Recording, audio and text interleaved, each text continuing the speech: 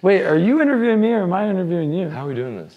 Should we do a duel? Like it can live on both of our podcasts? I was thinking that. Let's use it for its own. We'll make a collaborative impromptu intro. That was it. We just did it.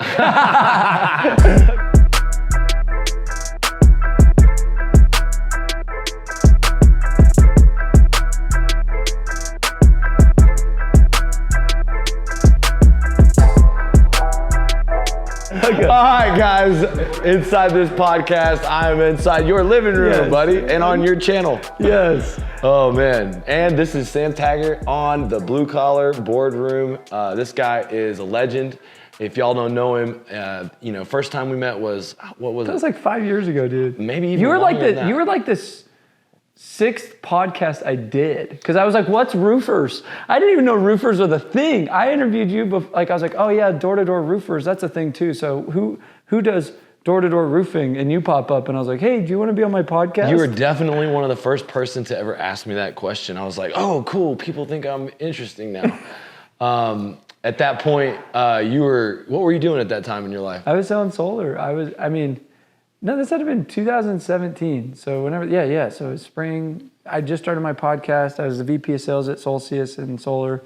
And I had started this podcast because I was like, dude, I want to have like sharing best practices and just put stuff out there. And I didn't even know what a podcast was. I'd never listened to him. And I was like, well, let's call this guy. And I was all nervous. I was like, hey, I'm starting this new thing. And it like, come to find out, you're like, it's like we're here now in my living room. Hey, wins on top of wins. Yeah. Congratulations on all your wins. What a beautiful spot. You have to see this place. This is in the mountains. It's right above a trailhead. We're fixing to hit this epic trail, 11 miles to the top of the mountain. Is that what it is? If you can make it all the way up. If we can make it all the way up. Then we're going to UFC 278.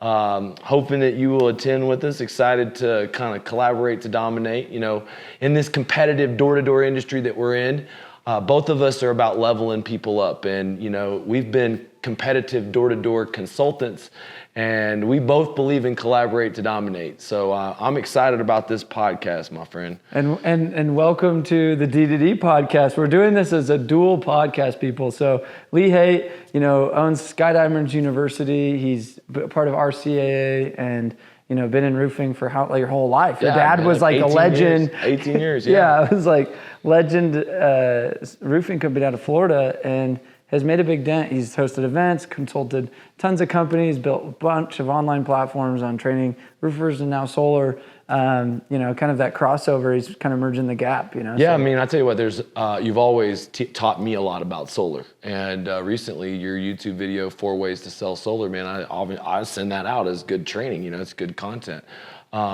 I think that a lot of times there is a gap between roofing and solar industries. Yep. I believe that solar people are missing out on a gold mine and roofers are missing out on a gold mine. And I really came here to bridge the gap. Yeah. Well, welcome to the Mecca. Hell yeah. Heck yeah. So what are the biggest, problems that you see sort of kind of between roofing and solar? It's like funny because like solar guys, here's the thing. Here's my take on it. All right. Solar is harder to sell, but it's easier to kind of run a business because you've got these EPCs, you've got these companies that will build the jobs, you've got this financing you can get paid on, and really all you got to do is sell it. Yeah. Manage the salespeople, sell people on selling, and celebrate your victories all along the way. In roofing, it may be a little easier to sell because it's paid for by the insurance, but it's a little hard to operate because most of the individuals are building their own jobs and they're dealing with insurance companies, and it's a little bit challenging. But one stigma I've seen is like the door-to-door guys or solar guys, they think that roofers don't know how to sell. And on the other side of the fence, maybe there's a stigma that roofers think that solar guys don't know how to run a actual operation because they complain about they complain about the leaks. Yeah. All the roofers' biggest complaint about solar is all the trauma they've heard from bad installs. Yeah. Isn't that crazy? Well, I'm in it. I'm dealing with all sorts of companies that have all these problems. And, I literally was in Dallas last week. I coached a big, over $100 million roofing company, how to get into solar. Ran my boot camp, had over 60 different business owners, roofers and solars, all in the same event. And then I did another on-site with another big roofing company, says, I want to get into solar. Another guy wants to do solar, so I did another on-site with him, and I spent the whole week in Dallas. And then I'm like, okay, I go to these solar people. And it was funny. So Oscar Luna, he's one of the founders of Lumio. He was the founder of Deca and Zenith in Dallas. And he has 1,600 sales reps. And in the boot camp, he came and spoke. And, they're doing hundreds and hundreds of solar deals every single month. And he says this. He goes, somebody's like, hey, how do you pay your roofing or your roofing deals? Because he has a roofing division, part of their installer in solar. He's like, what do you mean? He's like, well, how do you pay your roofing reps? It's like, I think they get like $500 when they sell a roof. So you could just see how it was like, so here's the problem. And this is where, being the VP of Sales at Solcius for a couple of years, I didn't make a dime doing roofs. It was, hey, they failed the site survey. Therefore, you need to get them to get a new roof before we're allowed to put solar up. And we'd be like, darn it, is there any way you could just push this one through? Just come on. And so then you'd have to call the roofing companies. And at first when I started, it was like, if you didn't have a friend in the roofing business, then it was like, okay, I got to figure this out. So you call up a friend and, hey, do you know if you can get me a roof quote? And then you're basically just selling the job for them. They're like, oh, that was the easiest deal I ever sold. It's like they keep all the commission. And then all of a sudden the owner of the company was like, hey, let's just partner up with a roofer. So we partnered up with a roofer. He baked in his own override, I'm sure, his own spread. We didn't still get to get paid a dime. And the fact that Oscar was like, yeah, they get $500. I'm like, well, how much? I'm like, I know how much roofers make. And I was like, why are they only making $500? They knocked it. They had a bad roof. They're selling Those a guys retail are some roof. of the smartest guys in solar. They got a YouTube channel. They got great content. I respect these dudes. And here, I want to plug them into the roofing red line. Yeah. And, the idea that solar reps could get a good wholesale rate and an opportunity to sell it through a simple delivery system, proposal system. That's all they need. Yeah, they just need a bid. That's it. And the way that we do it, we have an internal estimate center that can sort of Solo put quotes out within 30 minutes or whatever. And that's what they need. The only thing a sales guy wants is not to wait. Yeah. They're like, I want my roof done quick before the install is going to happen in solar and not to slow it down. Mm-hmm. And I want to get a quick turnaround on how much is it going to be as an adder when I go to put the solar loan together. And so they can just wrap it into the finance, and it's not like selling them 3 times. I just want to sell them once. Here's the roof, here's the solar, done. Here's your monthly payment. And there's also another problem. If they do sell the roof and the solar, sometimes the solar loans won't pay the roof until the solar's finished. Yeah. So the roofers don't want to go do the installs for all these. Because they can't get their money. They can't get their money. And the solar guys don't want to pay the roofers. So we've made a deal with our financing partners that when the roof gets done, we get paid. Oh, you can distribute a portion. And it was pulling teeth. But I mean, honestly, Dustin, he was very, very integral in setting that deal up. But what we want to do is we want to plug roofers into guys like Lumio, and I can't be at every build. And so that's why, it's like me and you here, we're here to level up all the people in our industry. Yeah. So it's a roofing professionals network. And, that's awesome. The idea is that I do have trained people. Like we got a guy here, Donovan, that won a sales contest. If Lumio sells jobs in his area, he would install them, But the idea is to give them a red line, give their sales guys an opportunity to sell it over that red line. Yep. Let Donovan get paid when he's done with the roof. Let their sales rep get paid when they're done with the roof, and actually not have it affect the solar loan at all. They can actually have a separate home improvement loan that goes up to $50,000 to $100,000, or roll it all into one loan. Because there's 3 caveats that I'm opinionated on, but I don't know if I have my full, this is the right way. And these are the questions adding the roof to solar brings up. Is one, if I'm getting a 30% dealer fee now with the raises they just have on a 149 loan or whatever, you add that to a roof, you're like, hey, with the roof wrapping it in, you get a 30% tax credit on it all, or whatever, right? 26%. And well, you're like, and you get a 30% dealer fee. So it wipes it out. Yeah, so you're like, hold on. So the dealer fee element of roofing is something to pay attention to. Yeah. The second piece is the insurance process, meaning do you tell the homeowner to just keep the check and just do it retail? Mm-hmm. Do you how does that supplementing work? Mm-hmm. So I'm curious your 2 cents on working through this. These are the perfect questions. Yeah. We got into the meat and potatoes of it. Yeah, this is meat and potatoes. Because I know my 2 cents. I'm curious what you'd say. So First and foremost, of course, all the financing companies want you to roll the roof into the solar loan. 100%. That's, of course, the direction many of them want to guide you to. But there's some companies that have set up a separate home improvement loan, and that separate home improvement loan, it doesn't have the same dealer fees. And let's just take one company, for example, Goodleap. They're really trying to break into the home improvement space. So to be competitive, there is no dealer fees. And a lot of these changes that are coming along, getting pressed along to solar, aren't getting pressed along to the home improvement side. And so through Goodleap, I can get a secondary loan for the home. If there's a 650 credit score, it's going to be $30,000. If it's a 700 credit score, it's going to be $50,000. If it's above like 720, it's going to be $100,000. And then as a home improvement loan. Much more like a Green Sky or a even better than Green Sky, because Green Sky's got like a bunch of different but I'm just saying like a normal home improvement. A normal home improvement loan. Yeah. All right. So the roofing dealer model would just allow our company to provide that same kind of like login and access the way sort of a solar dealer does, and they can just process that deal and get paid a commission, and I'll get So you would sign the solar deal at 30,000. Let's Correct. say it's at whatever you sell solar at, and then you would say, can you use the same credit application and approval and just say they were approved here, therefore they're they're approved here? Do you have to run it twice, or how's that work? We do run it twice. Okay. But I mean, we're working through the kinks of the process. This is sort of like a beta testing thing. That's cool. And me getting with a company like Goodleap that's really getting into home improvement and in solar, it's been this like over the last 6 months, all of our like working together that's made a bunch of forward movement. Them connecting me with solar sales organizations and me bringing roofing companies on board to sell solar. And so if you don't have a dealer fee of 30%, of course, then it's not a problem. All right. So the second part about it is the insurance claims process. And really it just comes down to training. It comes down to understanding the process and how it works. But it's also being able to create the estimates in the insurance format the same way a solo proposal is created. So just like, a demand can be put together and claim proposal can be put together within an hour, and our internal, supplement department basically can handle already $20 million in insurance claim estimates and supplements yearly. Thousands and thousands of estimates that we put out. So, for a limited amount of solar salespeople, I mean, if we brought in a Lumi company, we'd be focused fully on servicing their company one at a time, so this is going to be limited because we have some big people coming on board with this. But basically, if you train people on how to sell the insurance claim process, you offer financing, 50% of the people will not take the financing. As a matter of fact, maybe even 70% of the people will not take the financing. You could be the best salesman in the world.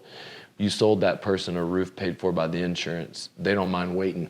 Yeah, they're like, why would I go finance this? Well, if you create a sense of urgency, hey, the insurance company is going to delay the process. It could take up to a year. They're going to pay wholesale rates. This is the only way I can guarantee that you're not going to have to pay the difference.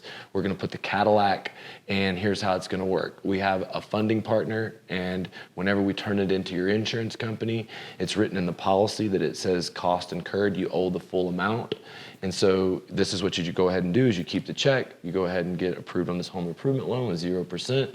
You go ahead and get funded. Here, this makes your estimate real, and you keep your check. Do what you want.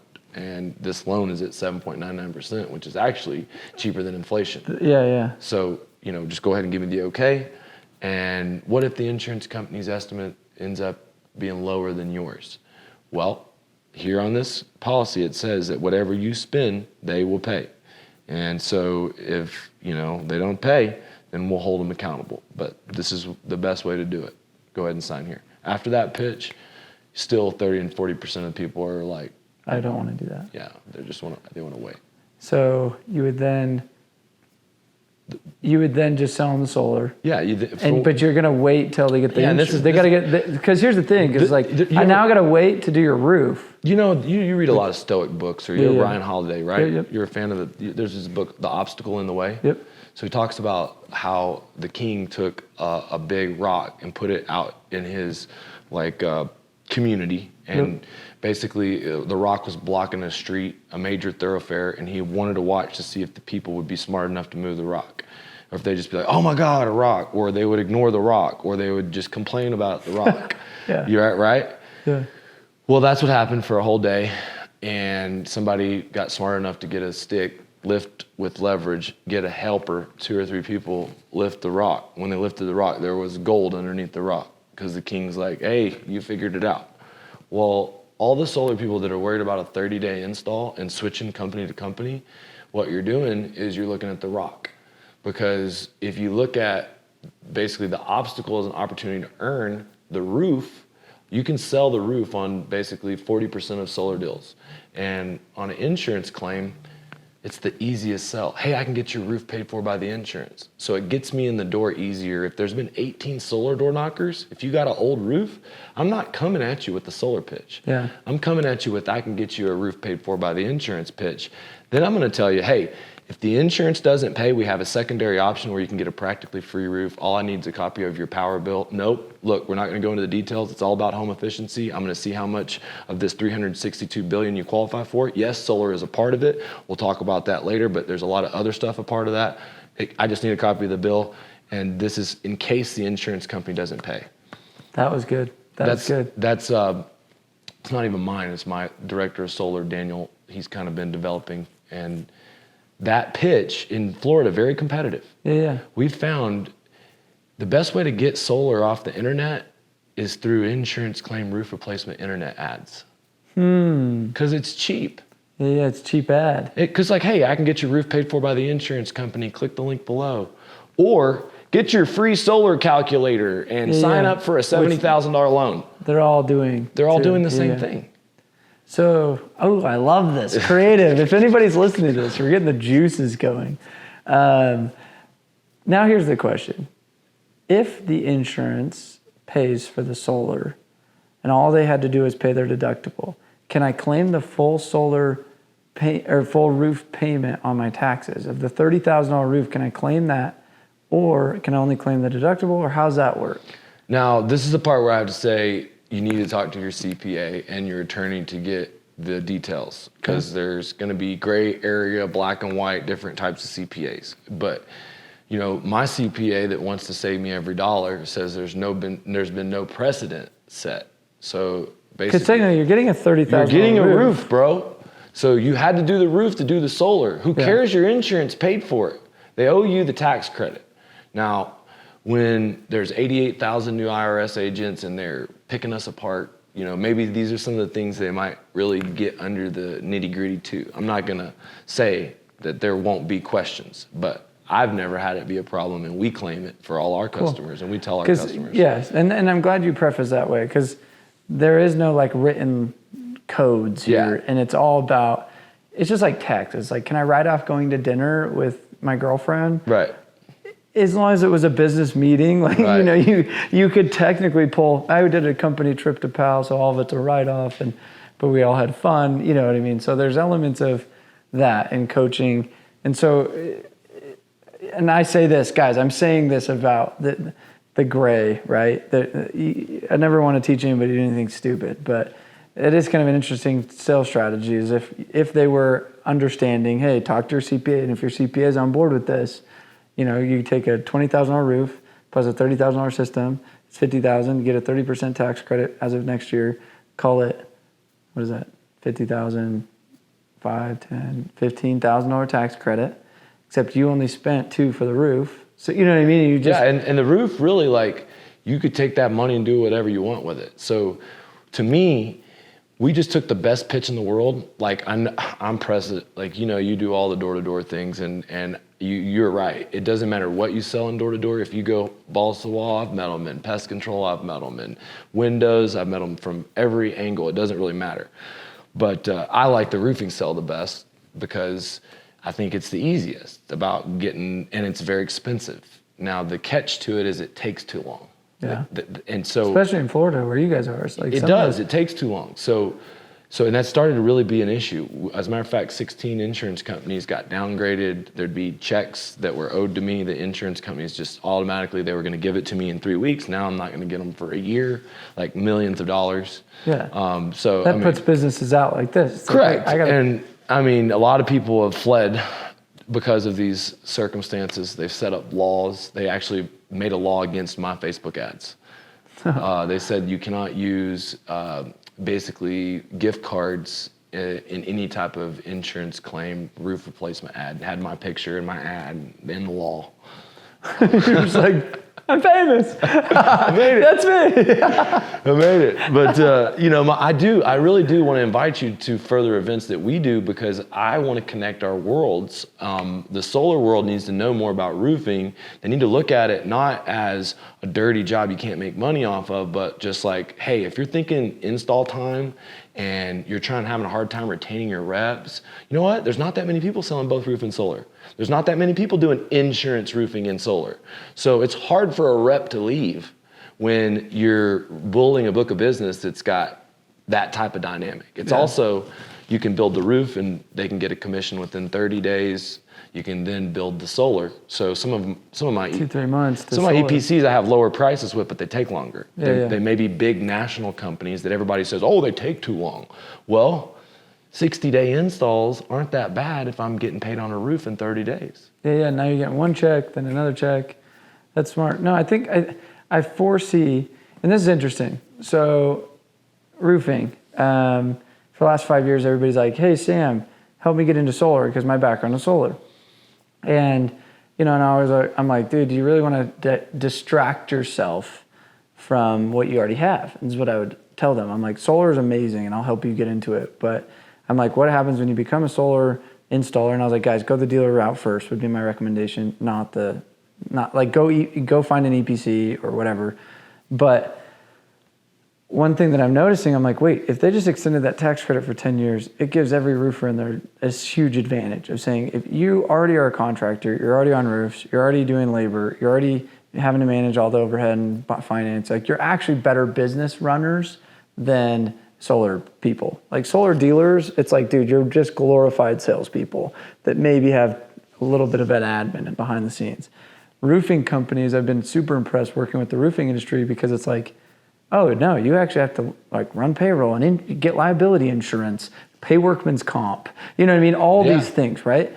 And I'm like, geez, you're already doing 50% of the solar job with knowing how to get with the cities and permits. But I was like, I don't want you to distract yourself, run down a rabbit hole and become a solar installer.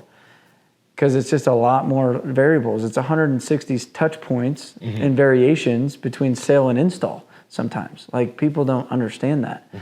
And now that it's 10 years extended, I'm kind of like, oh, well now the roofing people, it's like, oh, it might be worth my time and energy to learn this. Well, and also when you first started, it wasn't as hot. And basically right now, it's like people have a gun held to their head and solar makes so much sense, it's silly. All the roofers are sitting on a gold mine. They are. All their old roofs. All the old roofs. I just sat down, I went through this customer I just consulted. People pay me a lot of money to go consult. I'm like, guys, I could save you so much dummy tax trying to start a solar company within your roofing, right? And just from a red line to pay scales to inefficiencies in process. And I'm like, then the next question, I'm a damn good marketer. What are you doing with the 10,000 roofs you just did over the last 5 years? Yeah. I'm like, what are you doing with all the roofs you didn't do, that didn't get approved by insurance, that were no-shows? Yeah. And then the other third thing is, what do you do with the reps that are in a neighborhood? Like, let's take Colorado, who's been pretty dry for the last 4 years, right? Everybody in Denver. Naples, where I'm from, I hadn't had a hurricane in 6 years. Hadn't had a hurricane. Everybody moves to Naples. Yeah. Everybody says cool. Yeah. And because of Irma, and then they're like, well, come on, hurricane. Yeah, it's ridiculous. And you're going, one house for every 20 homes is actually has damage. Right. And well, I'll tell you what it does to door to door. Skipping 20 homes. Let me tell you what it does to door to door. This is what, when Jared came and visited me, he said, this makes no sense. He said, quit skipping doors. It like bothered him. And I was like, it took me almost 6 months to understand why it bothered him. Well, yeah, because listen, like on every old roof, we want to knock for insurance and do a door roof sell. Yeah. But on every new roof, you want to sell solar. Yeah. So if you just knock every door, the sales rep doesn't have to find damage. He doesn't have to drive They're around just in a looking and circle. be like, new roof, solar. I've seen one of your videos. You're like, the biggest mistake people make is field territory management. Yeah. That they don't manage their territories right. Well, they're talking to 5 people a day because they're so driving an area, this isn't going to work. They scope this neighborhood. They go knock 3 or 4 doors and they're like, there's not much damage here. Then they drive here and I'm like, you waste your whole day just being inefficient. Yes. And so, sometimes these guys know that using Sales Rabbit is the answer, but they don't do it. And a lot of times people know solar is a gold rush, but they can't get it done. We've found sometimes selling the jobs for them is the best way to get it done, get it started. Now, you've coached a lot of roofers. What are the biggest places that roofers have failed? They think because they can sell roofs, they can sell solar. That's the number one thing I've Number seen. one. It's like, just because you're selling roofs doesn't make you, and I will say this publicly on camera, like when I got in the roofing space, I come from door-to-door Utah, Mecca, selling alarms first, which I actually think takes the most salesmanship out of all of them. I agree. Rolling with Taylor on the alarm sales, I was like, oh my God, this is like dirty almost. But you have to go in and bring in like if you were to come knock my door and sell me an alarm, it's like, I don't lock my freaking door. So then you're like, convince me that I'm gonna have a break-in. My buddy just got a home invasion down the street and I was like, fuck, you got, and he's been selling alarms for 10 years. His home gets invaded and I was like, no way. Anyway, different story. It's hilarious. But I'm like, I get to the roofing space and I go to these conferences and I start interviewing people and I was like, oh, you're the best. Like everybody's like, oh, you got to interview this guy and you got to interview this guy. And he's the top rep in the industry. And I'd like meet him and I was like, wow, I was very underimpressed. Like, I was like, you sell how much? Like, you're the top guy. Like, tell me like your sales background, your sales techniques. Like, teach me sales. Like, and I'm like, oh, you're just a hard worker at an easy industry. And all of a sudden they get into solar and it's like, you're selling and it's an easy industry to sell, in my opinion. Like, I actually was like shocked at how much easier it was than alarms. But the second thing is I'm like, you still got to learn how to understand the financing and build value and then understand how to create urgency. And it's not just giving it away. Like, well, create urgency is probably the biggest place they fail. Yeah. Because they need a roof, but they don't need solar. Yeah, it's like, why do it now? So it's building the need to do it now instead of wait. And then it's also understanding the process of like net metering. And like, I just had a guy, he's from Indiana. He's like, oh, my brother's moved to Iowa. Will you connect him to a solar company? And Omaha. And I was like, I don't even know a solar company in Omaha. Why? Because the utility's different there than it is in Florida. And solar you can drop a roof and you could sell a roof anywhere. It's shingles, a house. Solar, tax laws, net metering, utility costs, the deregulated versus regulated. Like, there's different elements that you've got to understand. You could be knocking the same street in Dallas and have a whole different conversation with different people on the same street because they're on a different utility.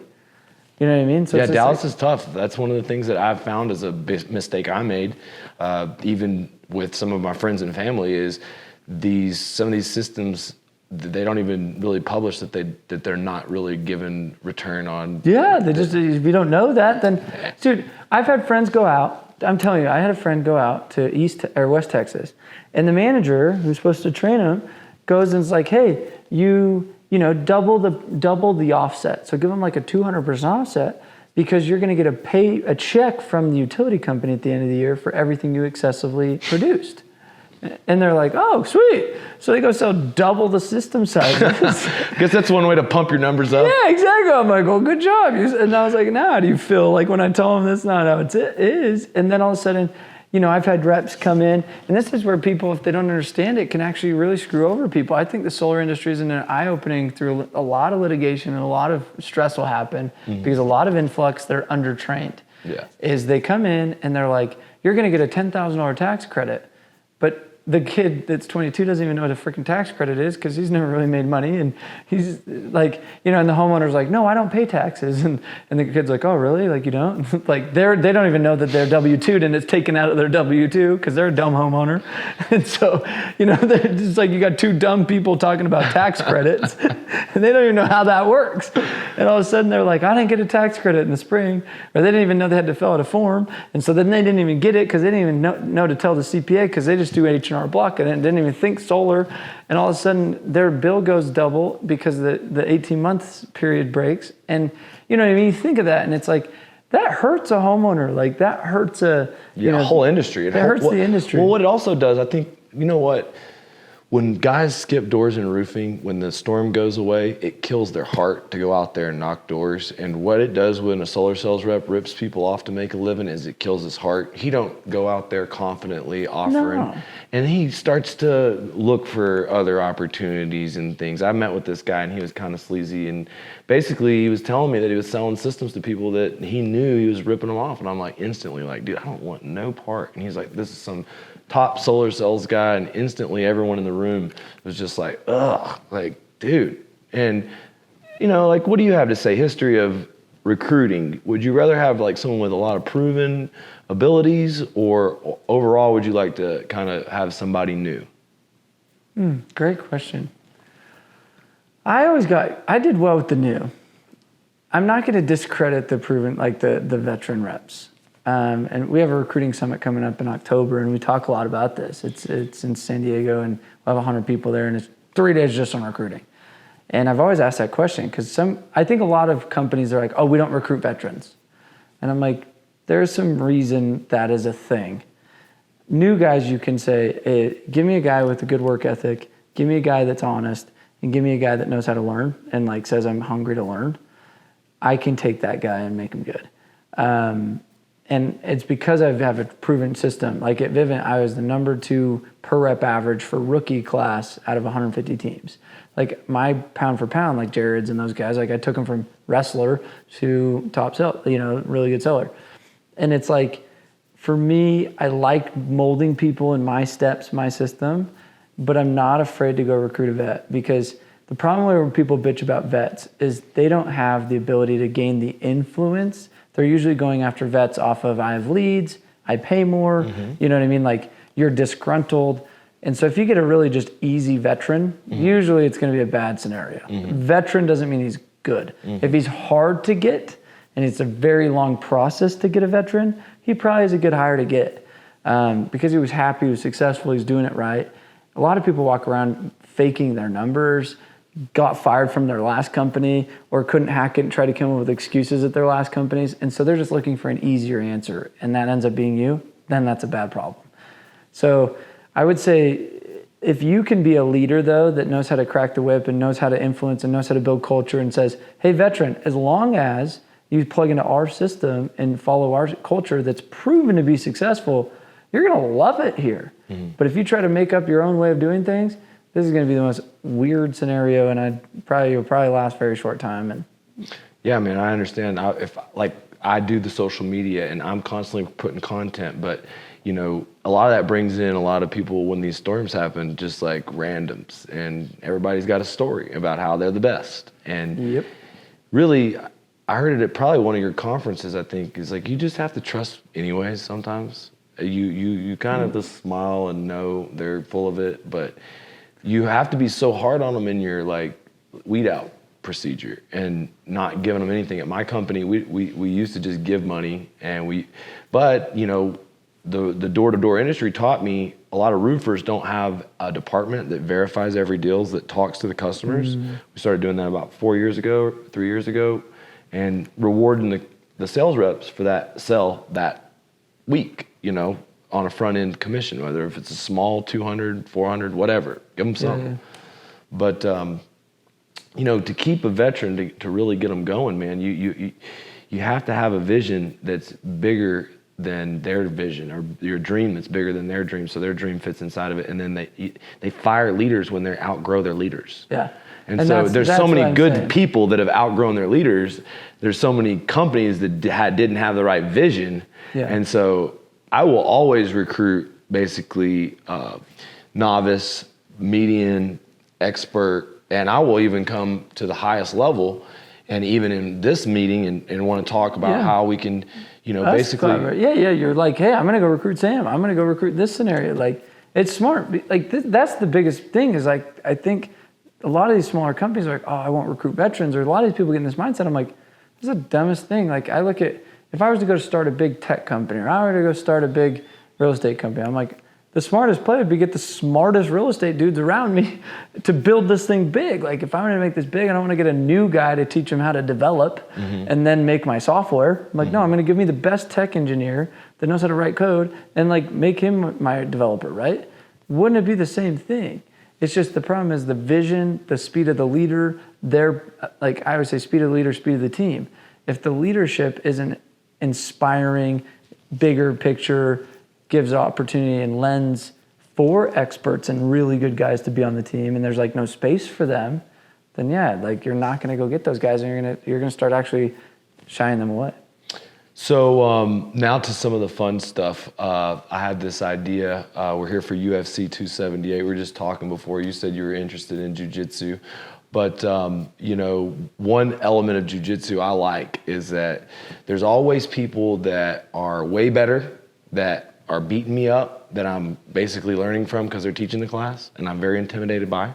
And maybe some of you are watching this and you're not necessarily on Sam's level, but you would be intimidated if me and Sam walked up to you, and I'd say, look, we put our pants on the same as you do. Yeah. Don't be intimidated by anybody. But you also compete with people like me and you. We've been competitors in this door-to-door consultant space, and as we've basically grown movements, just following each other's impact, we make each other better, just trying to be the best versions of ourselves, but also win.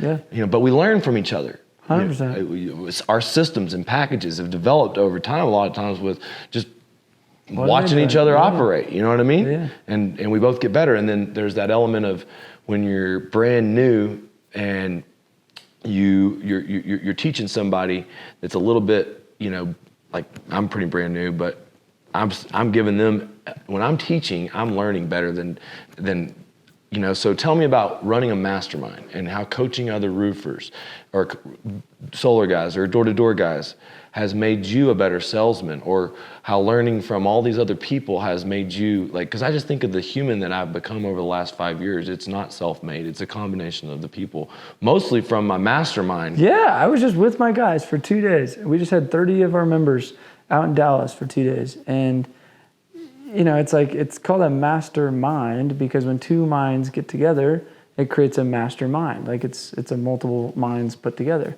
And what's beautiful is it's called the inner circle or the expert circle because I'm just part of the circle. I'm the host creating the experience, but I'm in the trenches with them. And I'm doing the exercises, getting the feedback, and then watching how they show up for each other. I get to see it from a different perspective. And I'm like, I would have never thought of that. I would have never thought of that. And I've had tons of business owners come through that. And I've had so many opportunities to consult or do podcasts or go to companies. I was at Linear Roofing, I was at Three Kings, I was at this company, I was at this company within the last 7 days.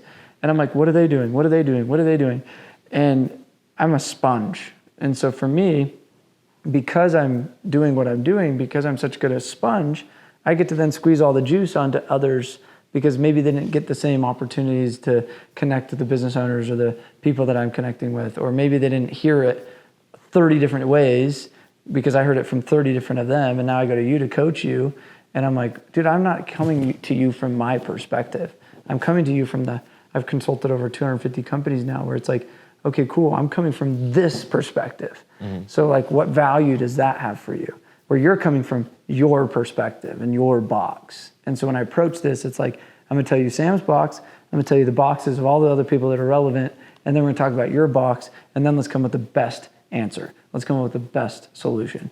Because I think that too often we neglect, or our ego gets in our way of saying oh, this is the right answer. And I was like, dude, I could debunk every little thing that I've taught off of somebody doing it the opposite way, and somehow it's working. And I'm like, okay, now it's Sam's opinion, his preference, doesn't mean it's law. And then there's certain things that I'm like, that's law. Everyone is doing this, and it works for everyone. So why not everyone do this? Right, man.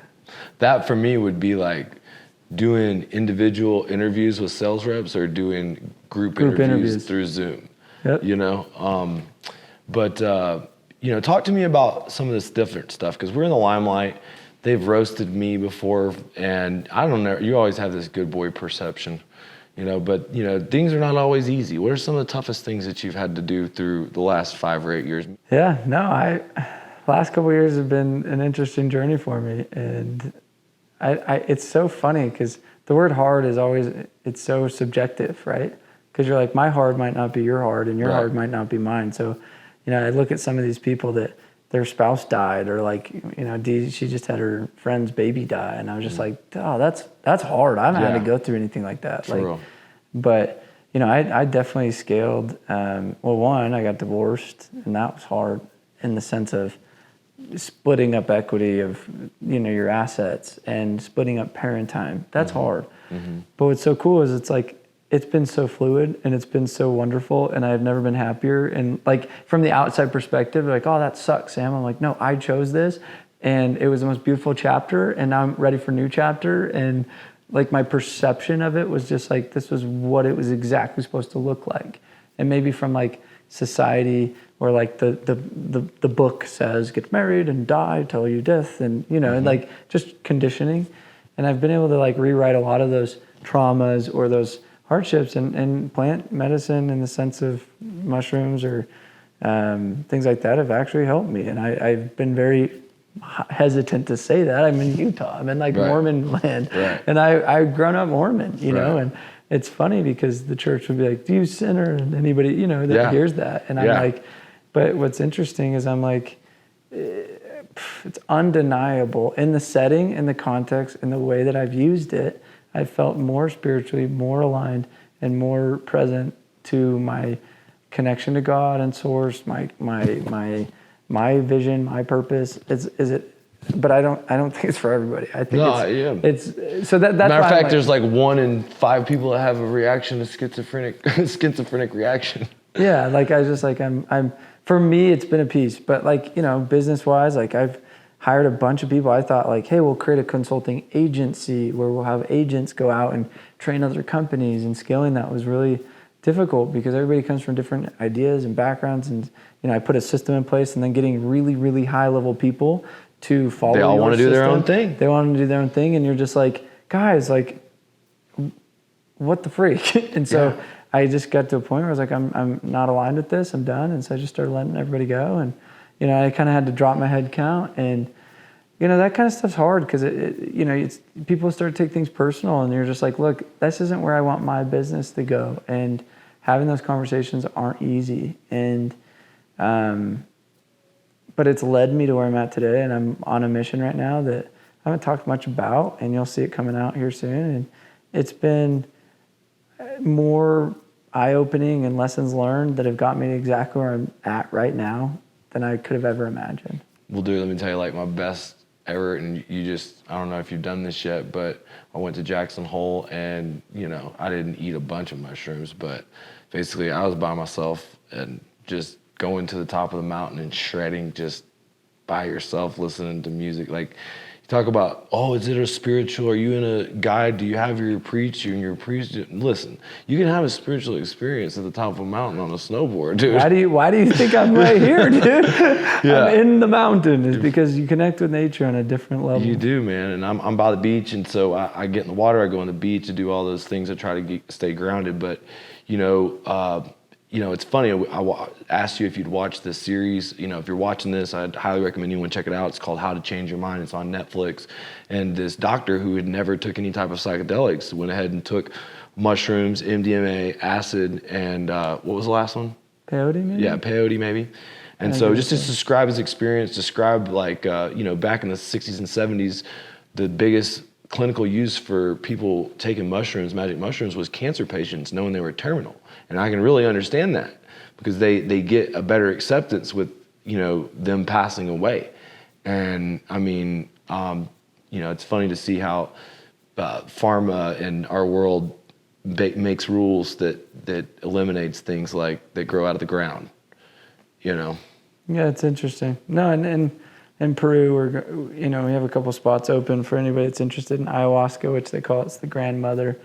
And it's a week where we just go into the Shipibo tribe where they've been facilitating this for hundreds and hundreds of years. And they've just said, I think back, like I went to Machu Picchu, I've been to Tikal, I've been to the pyramids of Egypt, I've been to a lot of these ancient civilizations, and you're like, they had different connections to Mother Earth and the resources and the way that they were able to construct civilizations that would blow us away today. And we wonder, like, or is it aliens? Yeah, How does it work? And you're just like, maybe there's more power to the mind. And so you think of like where the Jedi comes from and Yoda and who inspired kind of this connection to may the force be with you and inspiring kind of this power that we all have. And the problem is society and human, I just think, is forgotten. Like we've forgotten because we look for such path of least resistance, such easy things, which is our smartphones give us all the answers. Our food is right there in a box down the street. Or, it's like, who do you know that still has to go plant, garden, and kill a cow to go eat? Mm-hmm. You know what I mean? It's like, and who do you know that spends meaningful time search, pondering, and praying, where back in the day, it was like they'd fast for 40 days or a day, and they just sit and they just be. And you look at the Eastern culture, it's like the monks are still trying to cultivate kind of that. Well, in the Book of Mormon, even, like, how can these like visualizations and things come about without revelations. truth? How can there not be truth? Like, so I see truth in all religions, to be honest with you. And when you talk about the power within, I feel like sometimes religion wants you to think the power is not within. It's out there. Exactly. So I would say, where's the Christ in you? Exactly. 100%. So that's how I've always felt. And, maybe I cuss too much. Maybe I'm a little bit of that, roofer type that's not exactly the BYU type. But here's the thing, man. I care about people. I care about helping people. I stood behind every promise I ever make. And, it's funny that you say these things, because it's like, for me here recently, learning how to remove some of this stuff from my life, this people in particular that aren't on the same wavelength, it's hard to do, but there's also two right answers for me and that other person.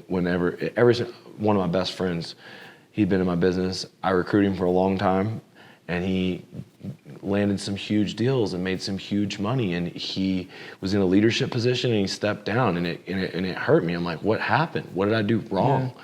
And I always do this, but, I knew that we probably should have been making some changes, and the person that stepped into the role was another one of my best friends and one of his friends. And he said, I stepped down.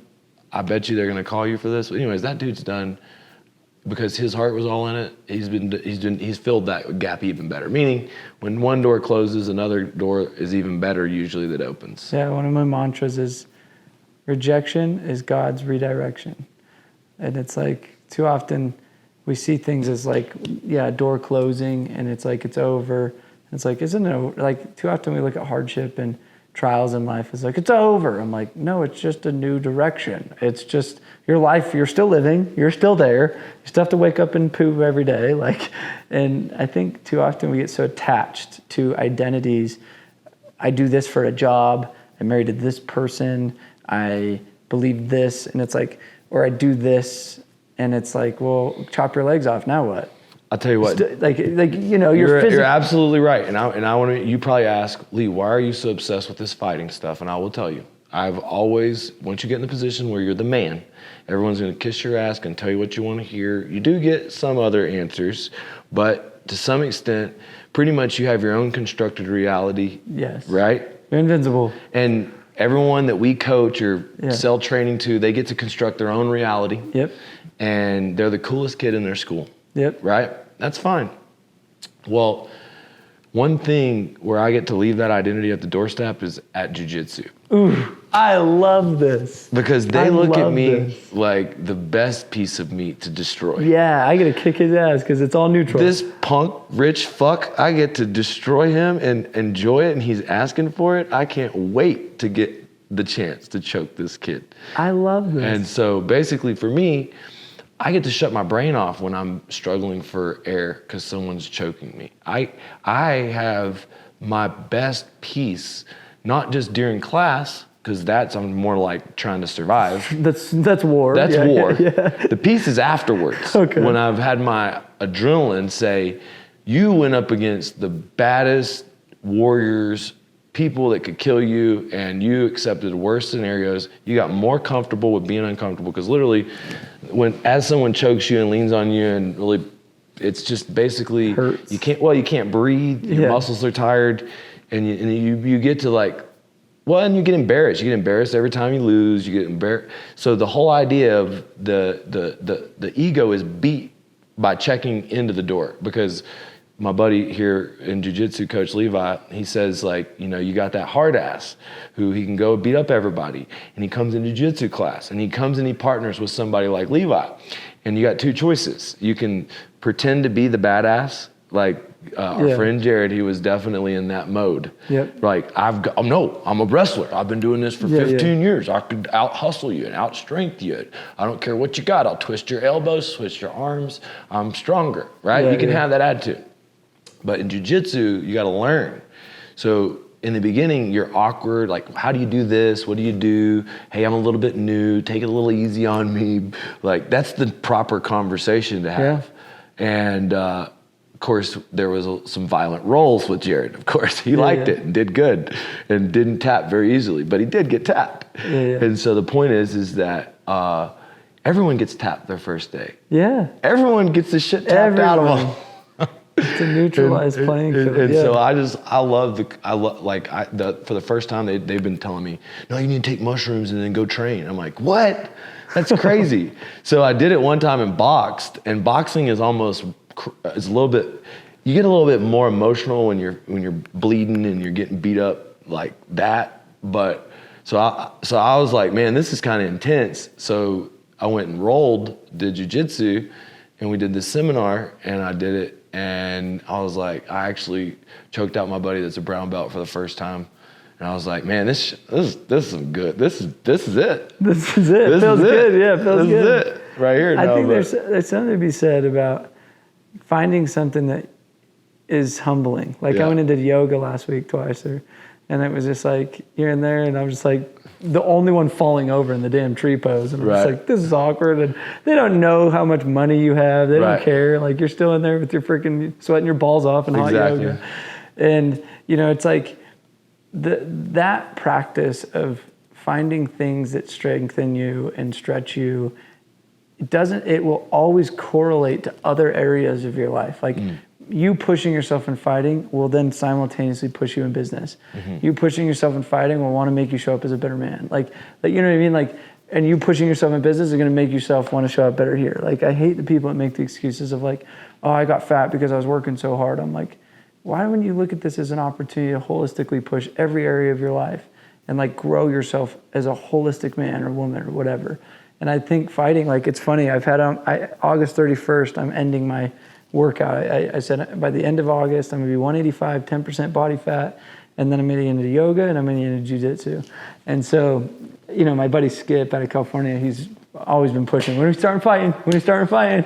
And like, he's so excited to just reek on me, dude. And he's like, way good, And I was like, no. And, so it's funny because I know it's coming. And that fear is like just stewing of knowing I'm gonna get my ass handed to me. But that's what's fun about life. Like, that's all about the curiosity of like, where is that level? Like the first time you put all that money out for your event? Yeah. You throw $600,000 at an event and you're like, is anybody gonna show up? You're just like, am I gonna get my money back? Yeah. You have to be putting yourself in uncomfortable spots, whether that's an investment, whether that's asking a girl out that you're scared of, having a hard conversation, whether that's, fighting. Like, I think life is about, we call it anti-fragility. This glass isn't fragile. It's fragile. You break it, it breaks, right? Humans, you break them and they get stronger. Now, let me tell you a story just to make the fights better, okay? Because I did close Kamaru Usman on Solar. It was easy. I cheated. I gave him an ambassador deal. Okay.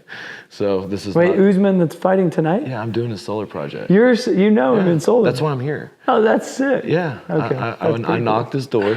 That's all pretty right. cool. When I knocked his door, I had a lead. The person who trains me basically knew him.